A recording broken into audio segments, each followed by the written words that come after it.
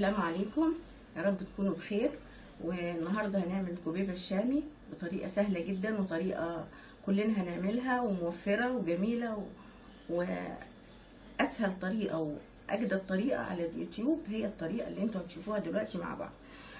معانا المكونات بتاعتها، البهارات طبعا بتاعتنا اللي احنا عارفينها، عباره عن فلفل، ملح، بابريكا، ده بهارات لحمه، توم باودر، بصل باودر، دي جوز الطيب والفلفل الاسود. دي مكونات للحمه بتاعتنا. وعندنا طبعا اللي احنا منستغناش عنه الروزميري مع قرنفل، قرن قرنفل، واتنين بنفتح الحبهان ونحطها. دي انتوا عارفينها، انا منستغناش عنها في قناتي. بس دول مكونات للحمه. ومعانا نص كيلو برغل، ومعانا نص كيلو لحمه وربع كيلو لحمه، يعني هنضيفه على البرغل. لو معانا كيلو لحمه نجيب كيلو برغل، لو معانا نص لحمه هنجيب نص برغل. شوفوا الحته دي يعني.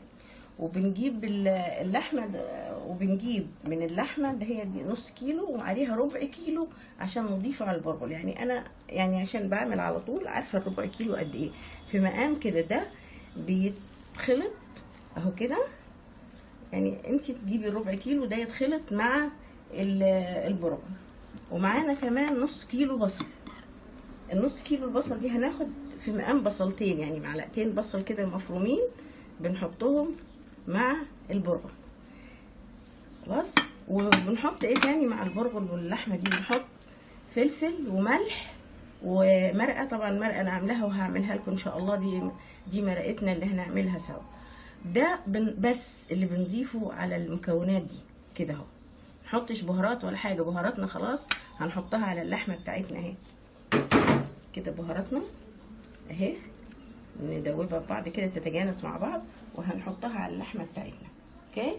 دلوقتي المكون ده بنسيبه، بننقعه البرغل نص كيلو بكوبايتين ميه. لو معانا نص كيلو برغل بنحط عليه كوبايتين ميه لمده ساعتين، ونسيبه لغايه ما يتنقع ويبقى بالمنظر ده. وبعدين نحط عليه البصل واللحمه ونفرمه خالص جيد جدا، نخليه ناعم خالص، يبقى كانك معاكي يعني قطعه عجين كده هتشكليها وهتحشيها. فاحنا دلوقتي هنروح نضيف مكوناتنا دي كلها، هنروح نفرمها كويس جدا ونرجع لكم. وده طبعا اللحمه دي وده هيبقى عصاج، هنعمله عصاج. وانتوا شفتوني بعمله ازاي العصاج ده. هنعمله عصاج النص كيلو لحمه والبصل، هنعمله عصاج عشان هنحشي بيه الكوبيبه الشامي. يلا معانا خطوه بخطوه. وده برضو نسينا بنحط الروزميري ده اهو، بس عشان يبقى مكوناتنا مظبوطه. ونرجع لكم بعد ما نفرم ادي العصاج بتاعنا عملناه، والخليط بتاعنا اللي هو البرغل على اللحمه على البصله فرمناهم في الكبه كويس خالص، واللي معاه مفرمه يفرم فيها. وبعدين عجناه عشان يبقى فيه انسجه كده، وحطيناه حوالي نص ساعه او ساعه في التلاجة تاني، وهو بقى بالمنظر ده. اللي بنحتاجه بقى بعد كده يا زيت عشان نصبع بيه نعمل بيه الكوبيبه، او ميه متلجه في التلاجة اهي. فهنبتدي بقى نعمل بالاتنين. هنبتدي نجيب حته كده، نبتدي نجيب حته قد الليمونه صغيره كده اهو، اهي في حجم الليمونه. ويا زيت بقى كده في ايدك، تبلي ايدك زيت وتعملي كده اهو كده اهو، تدوسي بالصبع الكبير لتحت كده اهو. ولازم تخلي الجدار بتاعها رقيق عشان احنا هنحشيها كده اهو. وتجيبي بقى ايه يعني ما يقارب كده الحشوه فيها كده اهو اهي كده. وبعدين نروح لمين بقى كده اهو، لمين بالبوزه بتاعت الكوبيبه، وتعملي بقى كده، تعملي تديها الشكل الكوبيبه اهي. ادي واحده اهي. نشيل ادواتنا كده، وهي برضو لو عايزين ميه ساقعه، احنا عملنا بالزيت، هنجيب ميه ساقعه وناخد حته كده صغيره قد الليمونه برضو بالميه الساقعه. وبعدين نروح عاملين كده. فايده الميه الساقعه ان هي بتخلي العجينه تمشي معاكي بسرعه، وتدوسي لتحت تضغطي وتخلي الجناب رقيقه اهي كده زي الطبق الغويط خالص، وتضميها كده بايدك، وتجيبي شويه العصاج وتحطي كده وتضغطي، وبعدين تروحي لماه كده اهو قد الليمونه، عشان كمان ايه لما نشيلها. وممكن تشيليها كده في الفريزر وهي نيه، لما يكون معاكي عزومه قبليها تعمليها. هنجيب برضو هنا زيت، وهناخد حته قد الليمونه كده صغيره اهي، ونبتدي نكورها. وبعد ما نكورها نضغط كده بصباعنا الكبير لتحت، ونجيب الجوانب دي نرفعها قوي قوي قوي كده اهو.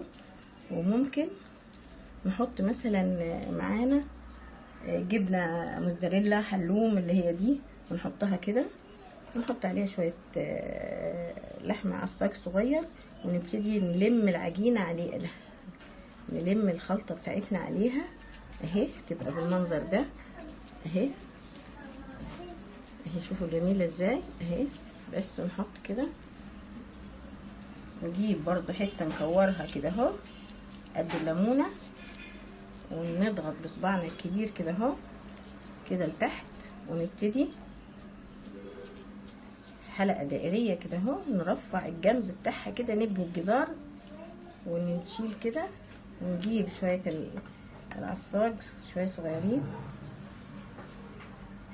عايزه بقى تحطي شطه، فلفل حراق، عايزه تحطي جبن، عايزه تحطي موزاريلا، ممكن انت بقى بذوقك واختياراتك. حد مثلا بيحب الحاجه السبايسي نحط جواها فلفل اخضر، ونبتدي نعملها كده، ونبتدي ايه نديها شكل الكوبيبه. وفي كوبيبه بتكون شكلها كده كمان، يعني من هنا ومن هنا، من هنا ومن هنا كده اهو، بتتعمل كده اهي. الشكل ده الشكل اللي تحبيه. لو معاكي عزومه اهي تعمليها اهي، لو معاكي عزومه تعمليها قبليها، فده بيريحنا. ده لما اهو شوفي بيبقى عجينه جميله ازاي، وكله مفيد. البرغل ده بيكون فيه لسه يا دوبك القمحه بتكون فيها اللي هو زي جنين القمح، اللي هو بياخدوه للمناعه وبياخدوه للقوه وبياخدوه للذاكره، فدي جميله جدا يعني البرغل ده مفيد جدا. ولو معاكي مثلا ولاد هياخدوه في الايس بوكس كده، ويبقى سهل وتطلعيه وتسخنيه لو هو معمول، وهيبقى كميات كبيره وكميات سهله وموفره، وتشرف لو اتحطت على سفره، لو اتحطت على عزومه شكلها يشرف اهي. في بقى النوع اللي هو بيبقى من ناحيتين اهي كده اهو اهي، وتسيبيه شويه يشمع حتى تبتدي تقليه، مش نقليه على طول. نعمل الكميه بتاعتنا ونخلصها ونرجع لكم ونقليه بقى. ادي الكوبيبه بتاعتنا عملنا اهو جزء، والجزء كان مشمع. ممكن نحطه في، ما نحطوش على طول على العلب، لازم نحط تحتيها كيس، لان العلب دي غير صحيه اللي هي اطباق الفول.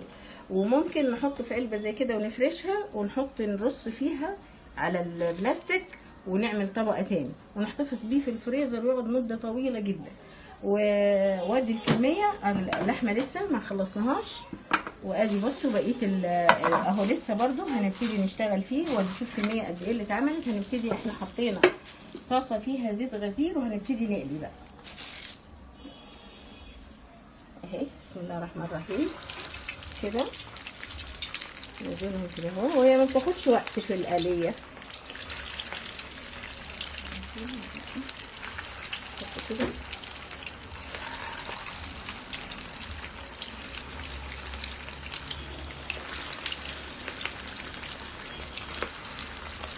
وده الشكل اللي هو عملناه اهو.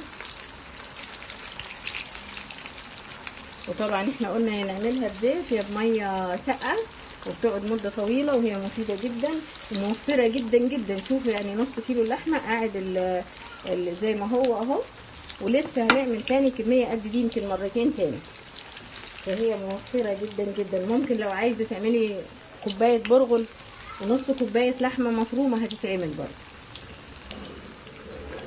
اهي. شايفين بسم الله ما شاء الله.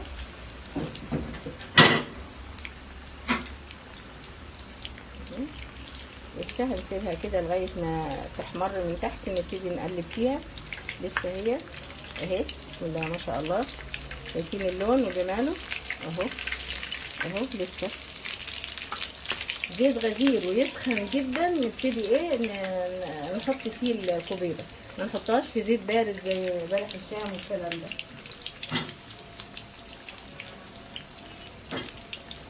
وادي الكوبيبه بتاعتنا بعد ما خلصت، وده يعني اقل من نص الكميه ده كله، انت شفتوا اللي فضل، هنعمله نحطه في الفريزر الباقي.